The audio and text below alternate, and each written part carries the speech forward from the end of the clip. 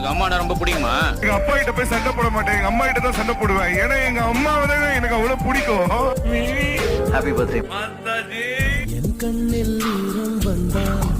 எங்க அம்மா இருக்குது. அம்மா பத்தி உனக்கு தெரியாது. என்னை மோட்டிவேட் பண்ணிட்டே இருப்பா. சின்ன சின்ன விஷயங்கள்ல கூட நீரே கூடாதென்றும் என் பிள்ளை வாடாதென்றும் சொல்வாயே அண்ணா.